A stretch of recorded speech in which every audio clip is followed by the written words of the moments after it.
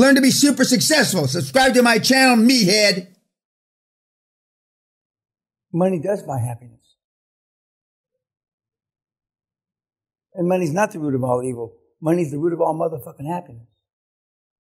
Your sperm go faster and you have better orgasms. Funny how that works. Why do you think the pharaohs had concubines? Where they fuck 100, 300, 900 people. They're happier. It's tough to get it up 800 or 900 times a week. Comments about the Goomba brothers.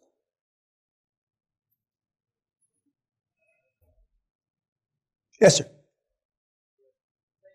Can you pull the mic forward to you? Yeah, everyone, like a lot of people are saying the same thing. Management is the problem. It is the problem. You can't manage your little chicken shit, your fucking takeaway business now. And you're going to go, I mean, nobody in this, maybe one of you, if I remember the old paperwork I read, is managing whatever you got worth of shit. It's easy to manage a $1 or $2 or $3 million revenue business. That's like taking a shit in the morning. Easy peasy. You manage a 50, 100 million, 700, Andres has got 900 employees now. He's got 3 human resource people. Of course, he's got 70 million euros too, but there's a pay price to action. Some of you, nobody in this room is capable of being a CEO. I'll just make a flat-ass statement. You prove me wrong. I don't want you to be CEO. I want you to, I want you to go out and find deals. But you better find some goddamn person. Like Andres, we're still looking after 27 or 28 deals. Originally, I may have said this, the first 3 or 4 or 5 deals, we thought we'd find somebody. Make him general manager. Now we're at 28, 29 deals. We still haven't found anybody worth a shit that's not better than Andres has developed into in the last 3 years. And now he's pretty good at it. He's not world-class CEO, but he's pretty damn good at it. But you will find it very difficult to find people. And especially now you add the layer of people don't want to go to work. You add the layer of all this new shit that's come on board. The worldwide, not just here or Europe or fucking Georgia. There's I don't know, the right word's not laziness, but there's a different sensibility of what used to be middle management. The ethos of middle management is it's not gone completely, but there's a deterioration.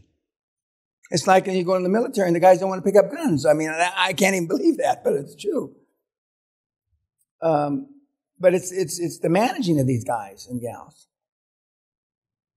And these guys they say that they were skeptical when they first, it transcended being skeptical. They didn't believe.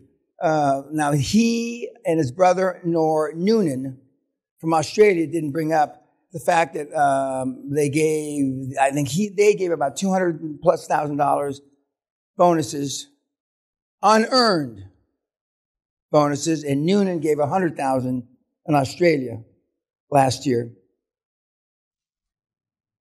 for the bonuses they should have paid over the last 5 years.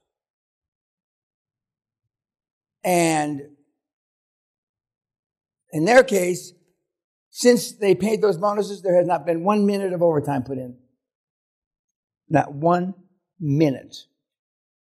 And they have hundreds of employees. Noonan's got 200 or 250, not 1 minute of overtime put in. In the 9.5 years I was CEO, we had not 5 minutes of overtime put in. I had thousands of employees.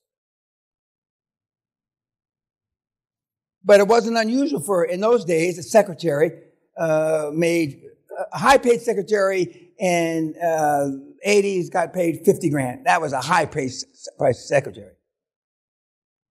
But it wasn't unusual for her to get a 30 or 40 grand bonus at the year end. When we'd get a new employee, we'd buy a new division or something. I remember we bought a pipeline division where they were used to putting in for overtime. I mean, you know what a blanket party is? Where you go at 3 o'clock in the morning, you put a blanket over and you kick the shit out of them. We had blanket parties in Tulsa, Oklahoma. And they said, you better appreciate about over. And then when they got their first bonus, which was whenever it was. And so, but the other part of the QLA methodology, which they had problem with, is the trickle down. If the chairman's making a shit ton of money, the fucking guy that sweeps the motherfucking floors is making a shit pot of money compared to what he should be making. Did I tell you about Jimmy, my chauffeur? Oh, he had a big scar on his face. No, this cheek. And he pick up, the old timer back in the corner, and he turned around until you asked him about a scar on his face. Black kid. From Podunk someplace. And, you noticed? And he said, when I was at that Peckerhead, a Peckerhead is a white, right-wing neo-Nazi. That Peckerhead, Johnny something or other, who was the prison guard, said if I didn't suck his dick, he was going to suck his dick, he was going to shoot me in the face. By goddamn, that Peckerhead was serious. He shot me in the goddamn face. Look at it. I mean, he was better than a fucking comedian. He'd take a bullet for me, so that's all I gave a shit. Take a bullet for my kids. But he got paid probably 3 times more than a regular chauffeur would get paid. Okay? And he was always getting in trouble. And he was going to pick me up at Santa Barbara in a new limo. And he's never late. He's 2 hours early. He's about an hour late in the old limo. And he opens the door and he takes my bags and he's looking kind of depressed. And he says, boss, I got to tell you. You know how ugly a fat white woman is. And I said, well, I'm trying to understand what you're trying to say, Jimmy. What are you trying to say? Well, God damn it, boss. I'm terrible sorry, but the new limo ain't new anymore. This fat, ugly white woman must have been 9,000 pounds. She must have weighed if she weighed a goddamn ounce. Jumped out in front of me as I'm leaving to get on at the LAX airport. And I crashed into a telephone pole. So I'm choking. I'm laughing so hard. It's hard to get mad at him. I couldn't get mad at him no matter what he did.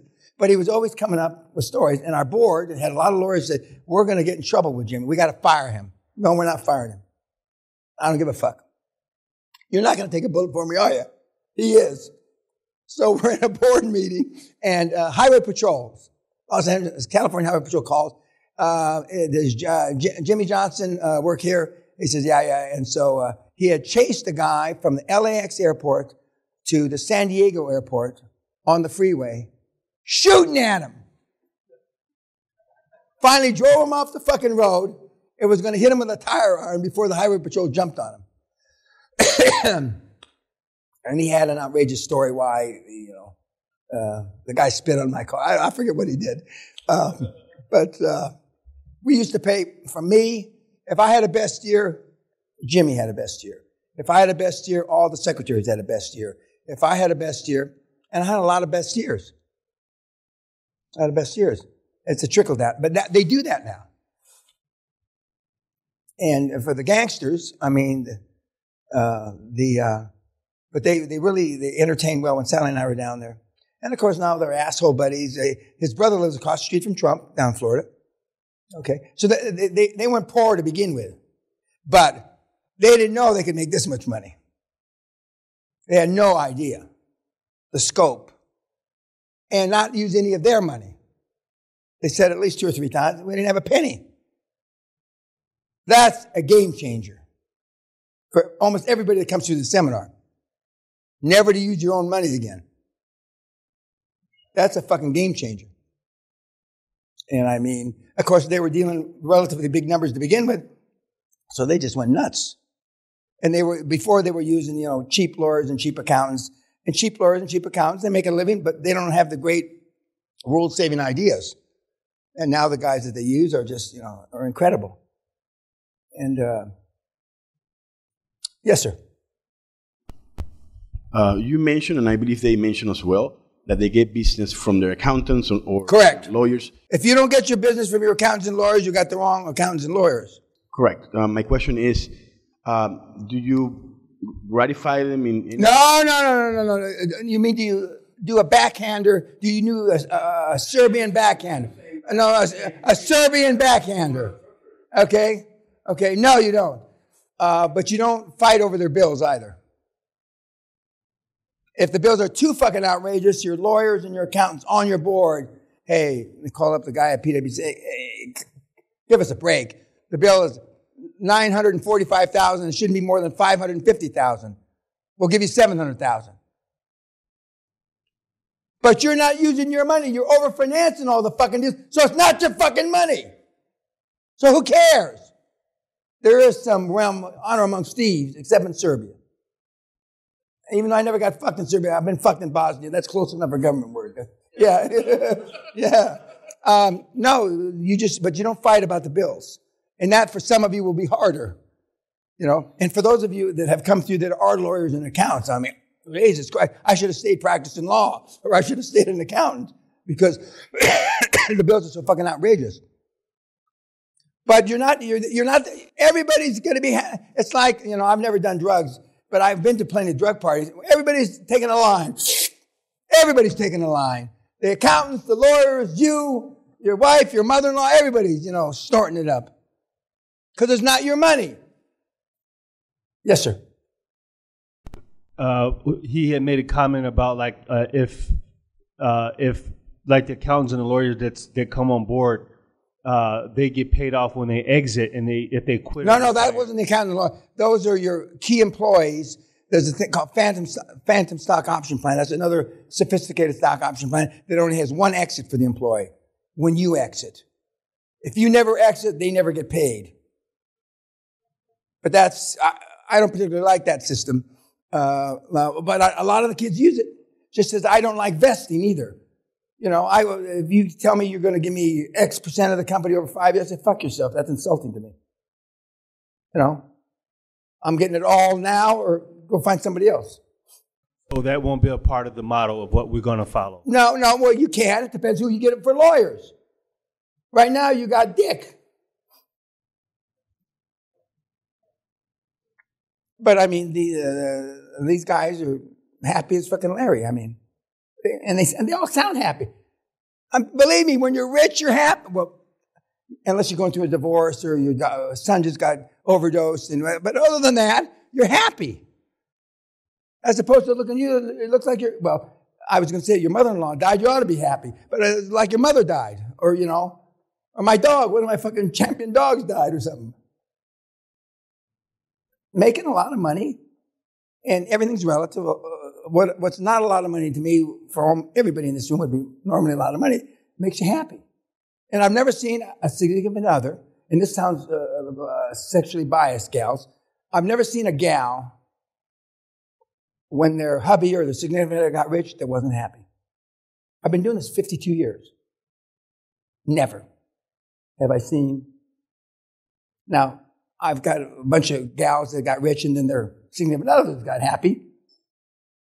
But I mean, it's predominantly the other way because that's just the way it is. There's two here, lovely ladies, and there's where there was 22. Now we lost one over the night, as you well know. Okay, what time is it? Okay, who's my 5:30? That's right, 6:30. Okay, kids. Tonight we eat in there, like mess hall style. And I think it's lobster night. I'm not positive, but I think it's lobster night. And then we'll have a movie, which you'll opine to.